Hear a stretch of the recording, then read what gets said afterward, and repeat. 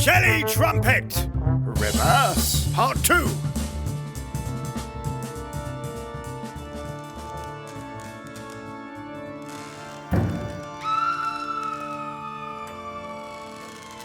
See? That's going to happen more and more. Told you.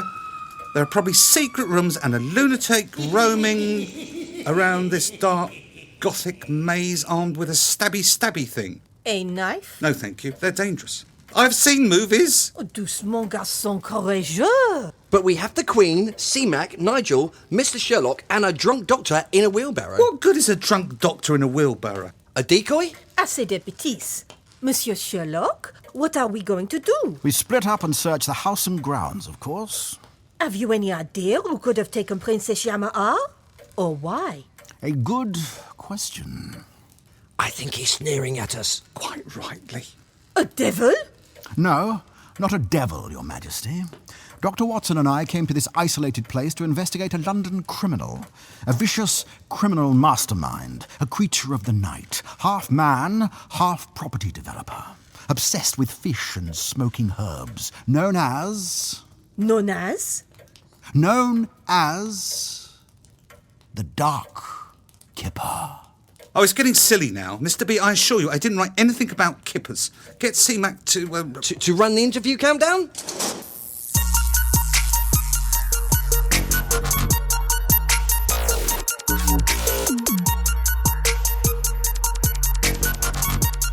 Interview countdown.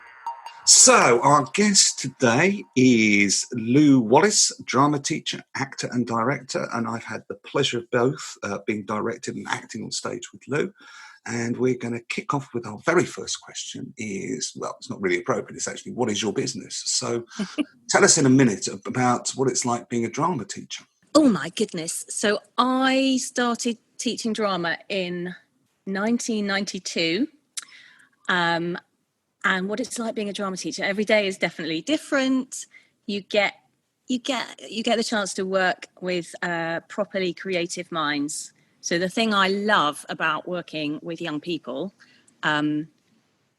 possibly more than adults sometimes, is that you have that thing where you never actually know what they're going to do. So what they kind of do in their audition is normally massively different to what they come up with on stage. And they can, sometimes it's a big pile of poo, but not often. Most of the time, they kind of surprise you. So I love that kind of, that sense of unknown, that they might do something absolutely brilliant because they kind of don't give a shit, really. So what is it like being a drama teacher? It's exciting. It's flipping hard work. It's energetic. And it's very creative. Yeah. I mean, sometimes I wonder that I'm being paid to jump up and down and play a silly game. Play Zoof, and I'm getting paid to play Zoof or crawl on the floor. But it's fab. Yeah. Most of the time it's fab. That's a surprising answer. Now, question 2. We're going to motor on. Okay. Who is your creative hero or heroine? I think you know the answer to this one, Jim. It's Emma Rice. Yeah. So Emma Rice, who kind of made her name through with Knee High Theatre Company, and I guess the show that kind of brought her to people's attention was The Red Shoes, which was the show, the last project that we worked on. Mm-hmm. She is my heroine because I think she is brave. She's kind of creatively brave. She's original. She's daring, but she. Every time I go and see something that she's done, there is this kind of deep sense of delight and joy in the company, and it kind of comes off to the audience as well.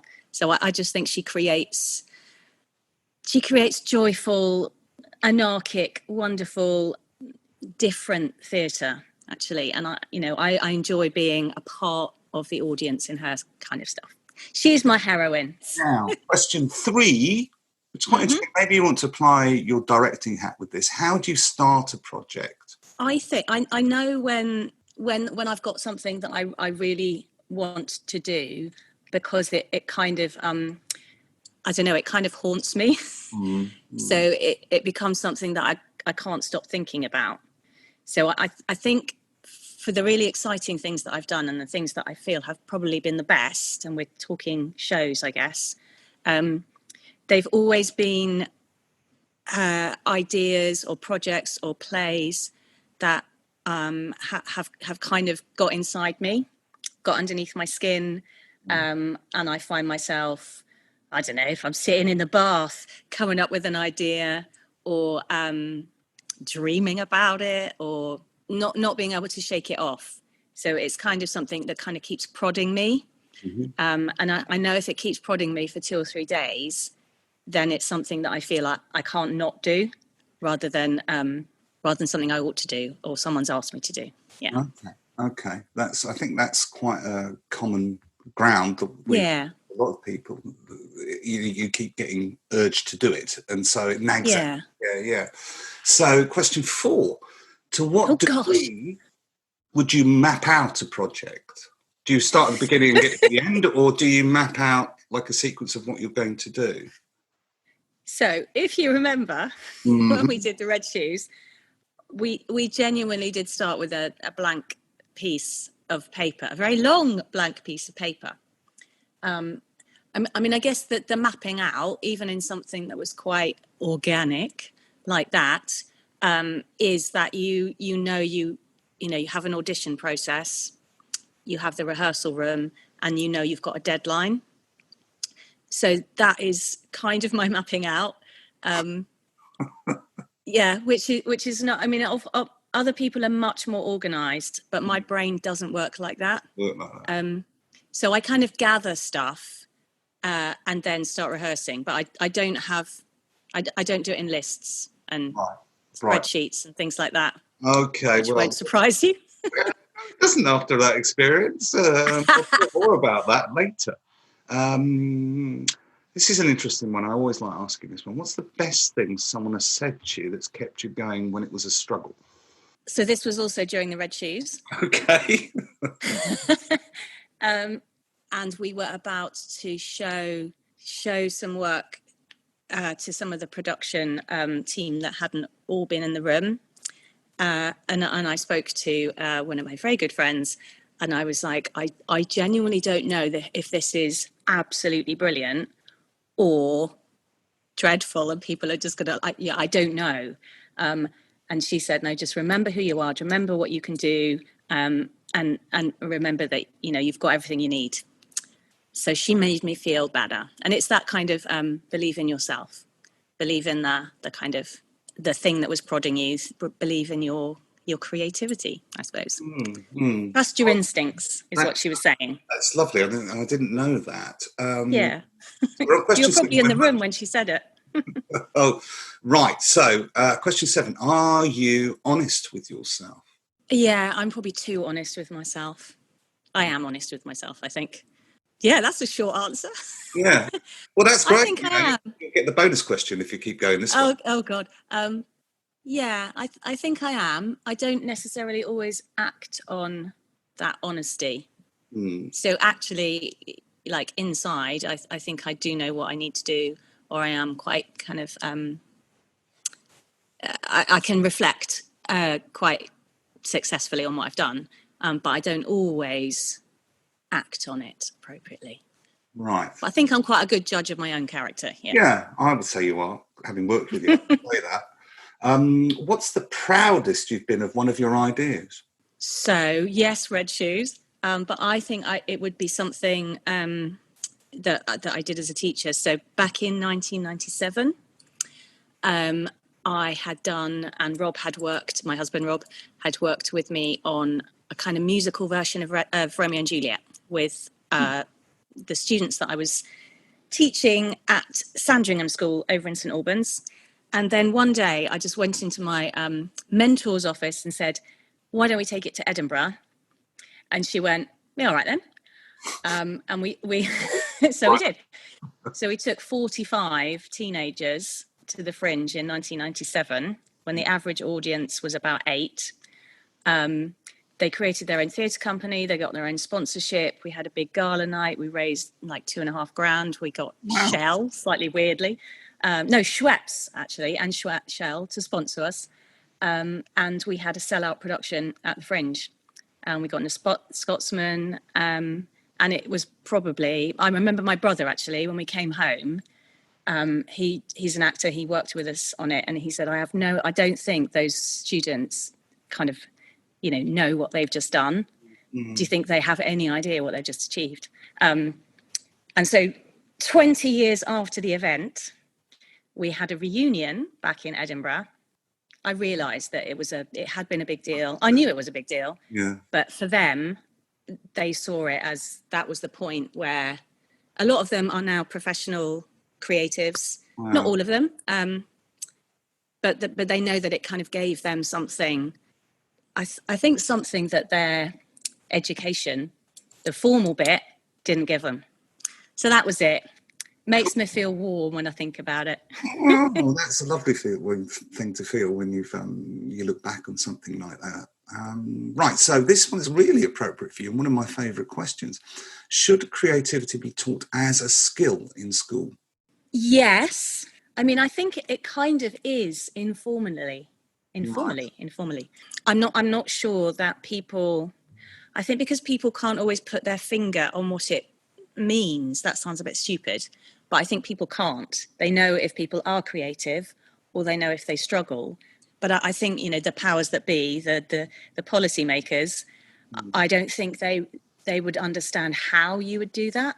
Mm-hmm. So I think it is taught through projects, through the arts, through STEM challenges, through all kinds of things.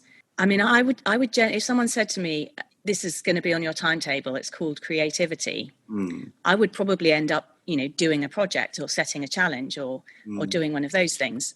I'm not sure that its nature is going to kind of, it means that you could create a creative curriculum. So actually what we should do is make our entire curriculum more creative rather than pigeonhole it into something else, because students are canny. Little devils. Right. Okay. Yeah. So this is another one of my very favourite questions, because it sort of distills everything about creativity for me. If a 10-year-old asked you, what one thing would make me more creative, what would you reply? I would reply, trusting your instinct, believing in yourself, believing that you can be creative. And I think a 10-year-old is quite an interesting age. So I've done quite a bit of work with younger students, and you find that, the answers to the questions you give, or if they're improvising, they have this genuine freedom of their imagination. And, it's like unfortunately, the education system and life kind of narrows that. So, people don't trust that they are imaginative, or they don't think that that's important anymore. So when you get to kind of year 8 or year 9, students start to doubt themselves, and that kind of restricts their creativity, because they think, that's the wrong answer, or people are going to laugh at me, or whatever.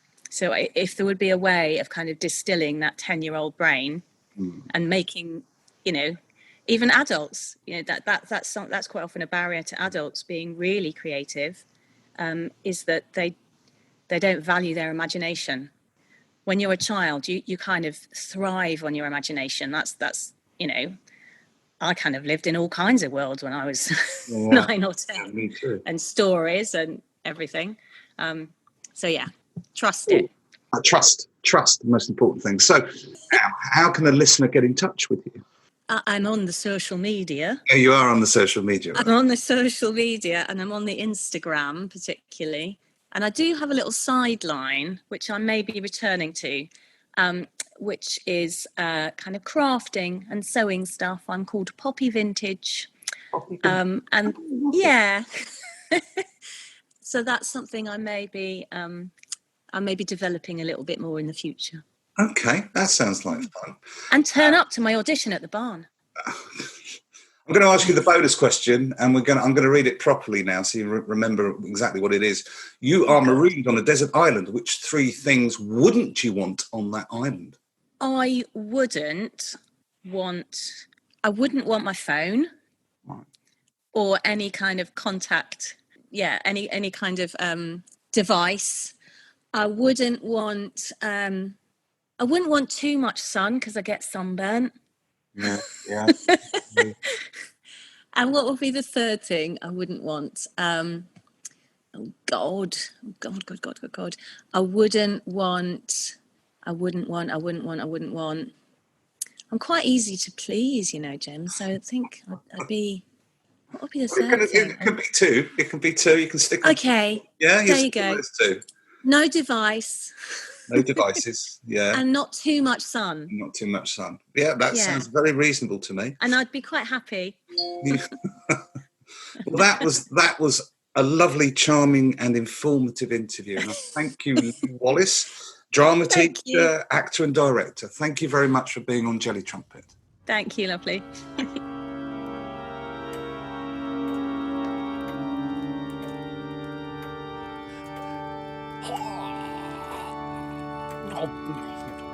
They have no need to know that, Doctor. No need for us to know what? That's the quarter hour. 45 minutes to Yamaha. Hang on, I didn't write this either. I've told you, strange things happen in true crime podcasts. Oh, I must listen to some. Enough. Your machine and the squiddle can search the grounds for the princess. Wait, that's what the Dark Kipper will want us to do. Yes, madame? Nigel, that's what usually happens in dark houses when looking for jewels or an heiress or even a princess. Yes, Mr. Jim? What should we do? Stay together. It always happens. It's like Scooby-Doo and the kids splitting up. We have to fight the conventions of crime along with the crime itself. What are the conventions, Jim? Well, there's the one with the hidden adversary and the blowpipe shooting a dart from a specially adapted portrait painting hung over the mantelpiece. Like that? Oh, exactly like that. He is a very long man. I have to think, Mr. B. You think I'll keep Jelly Trumpet going with something we recorded earlier? Button being pushed now! Challenge Jim! Each episode, we challenge Jim with a creative exercise. I'm ready. The challenge this episode, Mr. Jim, is to take a well-known fairy tale and tell it in reverse. How am I going to do that? We're off! Okay. So let's go for a simple one I know. Cinderella. So Cinderella, she's happily married to a prince. And it's all great. So she, of course, Is it a loveless marriage? Must be, because she divorces him. Yeah, she divorces him, and then to get over the divorce, she goes to a dance, and she dances around, and she finds a slipper. So she steals the slipper. It's a lovely slipper, it's very valuable, but she steals it. And so her dutiful, ugly stepsisters, they grass her up. You're quite right, So Jim. she's grassed up, and she has to go to prison. She's arrested, sent to prison for life, but only, not really. And so Is while the she fairy goes to godmother prison- her parole officer? Well, I was thinking mouse. I was thinking that she chats in her cell to a mouse, and the mouse shows her the error of her 15 ways. seconds. She can't go around stealing slippers. There's too many S's here. And so she finds redemption through the mouse, and she comes out of jail, and she becomes 5, a cleaner. 4, Nothing 3, great. And she 2, cleans offices at 1. the YouTube in King's Cross. That's the end of that. Tony's word of the episode. Tony's word of the episode. Tony's word of the episode. Rural. Rural. Thank you, Tony. The definition of which is a place with no Wi-Fi signal. Are you sure, Jim? Yes. We really should drop this item.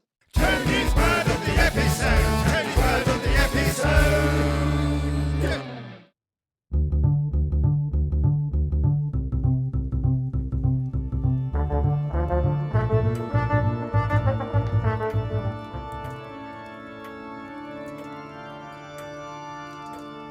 Great! The world's greatest dispensing detective is comatose and his helpmate is blind drunk. Consulting. Consulting? Sherlock Holmes is a consulting detective, not a dispensing detective. What did that do to him? Well, it wasn't a crisis of self-confidence. Are you sure? No, I'm not sure. Perhaps it was shyness. He collapsed with shyness, didn't he? Or perhaps it's because of the dart in his neck. Oh, yes. Of course it's the dart in his neck. Where did it come from? Perhaps from that picture hanging over the mantelpiece, the portrait with the moving eyes. Moving eyes? Let me have a closer look. We could have been watched, like Scooby and the gang in What a Night for a Night. Those eyes are painted, Mr. B. Oh, my mistake. Well, they look like they're following you around the room. You're right. Sign of a good painter, that. We must find the princess. We only have 28 minutes. Let's take stock. Good idea. Are you taking stock, Jim? Yes. How about taking stock out loud, rather than the internal monologue you appear to be having? Right. So we've arrived in a regular non-true crime podcast at a dark Gothic house. Sherlock Holmes is unconscious. Dr. Watson has passed out drunk. We have a large squirrel, one queen of the Aquitaine, and a converted coffee machine that's full of gizmos. There. Wait. How did you know I was having an internal monologue? Your lips moved but no sound. And? There's something else? You said take stock, and I did. We have to find the princess before something unspeakable happens to her. Yamaha, craftsmanship and innovation in perfect harmony. Right, we search the house top to bottom, we split... Wait! We don't split up. We stay together. We go upstairs and work our way down to the cellar. Perfect, Mr. Jim. We can't leave Sherlock and the doctor here, though. Quite right. Well, right, let's crack on. Nigel, mets Sherlock sur ton épaule and push the doctor's wheelbarrow. That's the strongest squirrel I've ever seen. We need more light. C-Mac? Oh, yes. I fitted C-Mac with wet weather gear. After I fitted the 150 psi foghorn, 6-speed wipers and the multi-rotor drone, I installed a 60,000 lumen searchlight. Best not to look or listen to either of them if they go off. Cover your eyes, cover your ears. And the multi-rotor drone? Ears and eyes. I'm not an octopus. Perhaps close your eyes and cover your ears would be better. Right, good point. You never know, do you? I mean, this podcast, well, all I have to do is shout Bank Holiday Monday and C-Mac will enter wet weather mode. The princess needs us. Well, we should have asked how old the princess is. Yeah, and what she looks like. Shh. Let us go to the top of the house. Quietly. I'll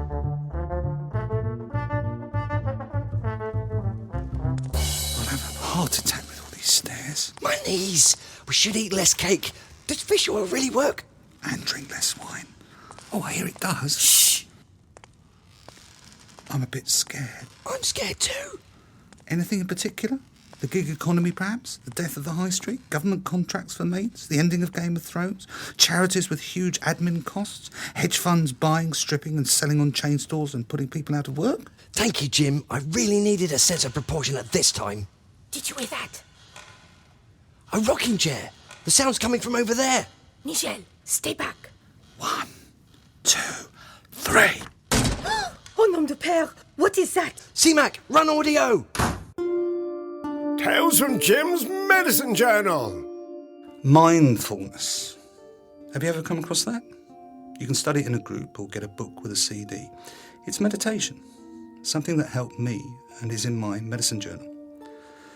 Mindfulness is not always what you think it is. It's not just sitting still, being aware of your breathing. No, you can use listening mindfulness. You sit and listen and become aware of the sounds around you. You can take a walk with mindfulness. You listen too, but you feel everything.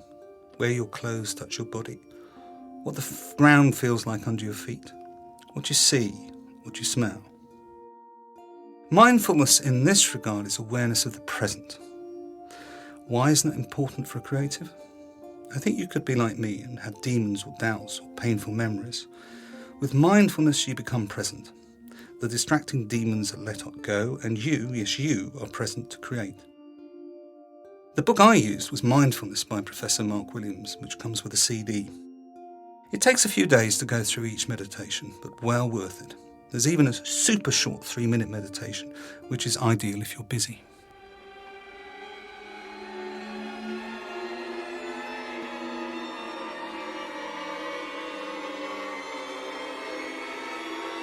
I've never seen anything like this. Why would anyone do this? This is the work of a demon. No, Your Majesty. A misguided and damaged person. We could never speak of this. No.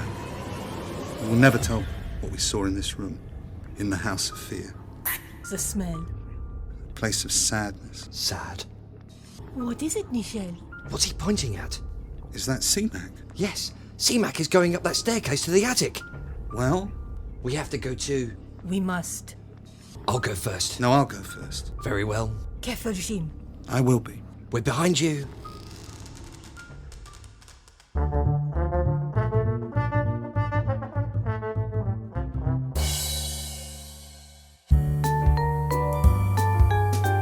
Our micro sitcom, The Startup Part 2. Mary is trying to get Marks and Amazon to sell her baby makeup brand. It's not going well.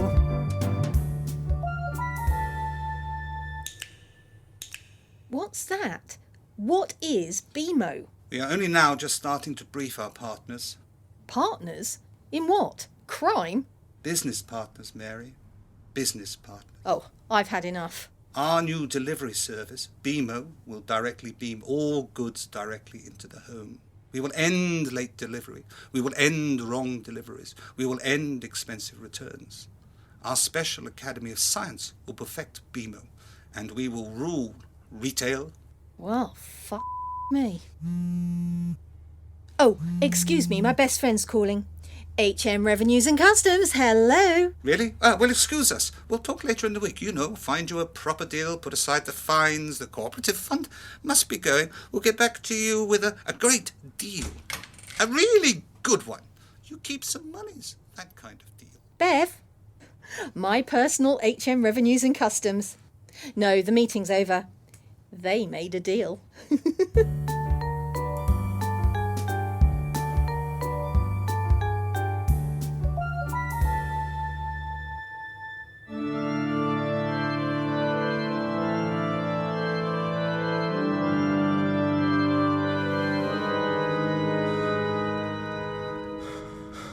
Nigel, here.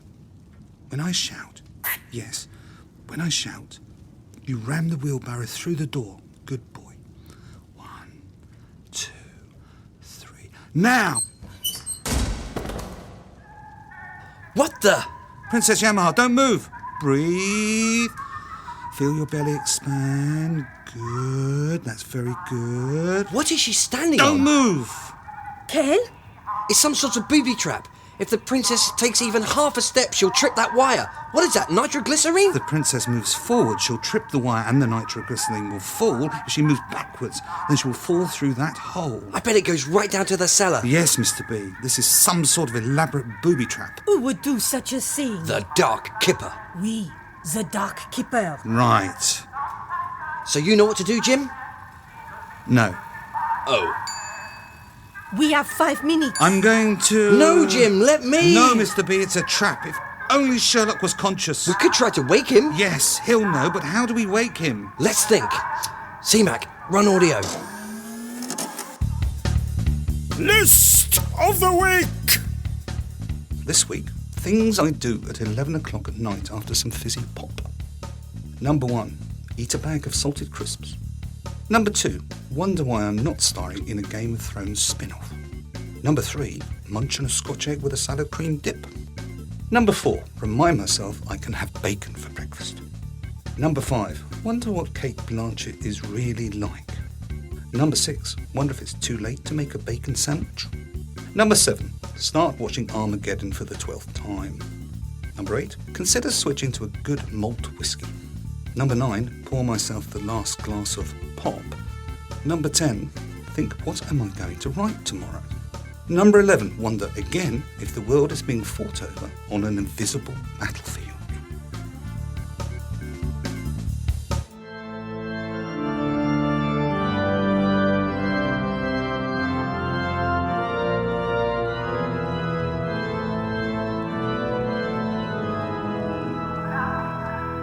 If the princess moves off that pedestal, she's a goner. We're going to get you out, Princess Yamaha. We need to wake Sherlock. It's too late. I'm going to get her. No, Mr. B, no! Mr. B! It's a trap! I'm coming, princess! No! Where is Mr. B? Mr. B! I'm okay. I seem to have fallen through the floor into a hidden room. It's full of boxes. Boxes of fish. We'll get you out. We only have seconds. The princess will fall, and so will all of you. What was that? Nigel, here! I hate your podcast. I hate the silly, silly, silly thing. It must end along with the princess. You are doomed. What did he say? Mr. B, it's Easter Monday. Late summer Monday. Boxing Day. Bank holiday Monday? Initiating. Close your eyes. Cover your ears. Mine eyes, mine ears.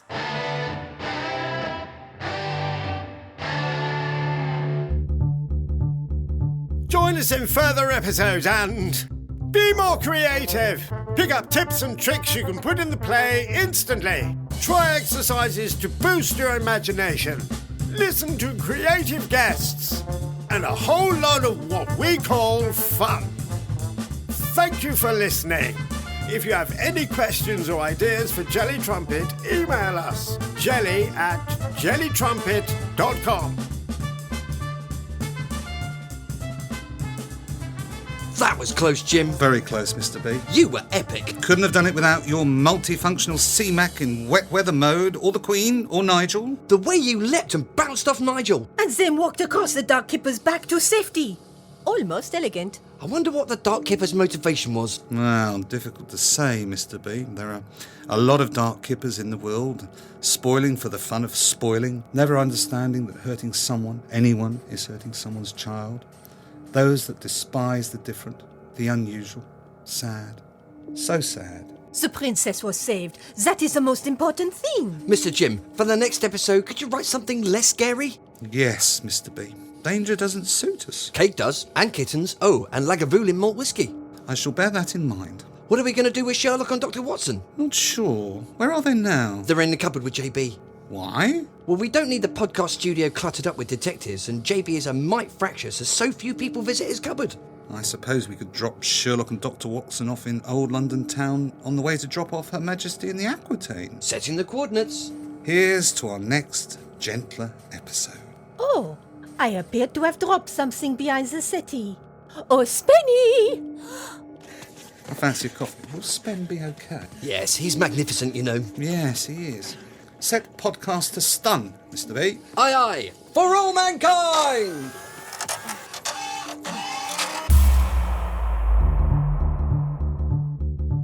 That was Jelly Trumpet, making you more creative with Jim Kinlock and Mr. B. Sponsored by Conversion Detectives, the creative digital marketing agency. Search Conversion Detectives. Thank you for listening. Thank you for all those that encourage Jelly Trumpet. Thank you to Mr. Tony for the voice work. Thank you to Miss Claire, the voice of Queen Eleanor and Mary the Entrepreneur. And thank you, Mr. B and Kel. Stay fab.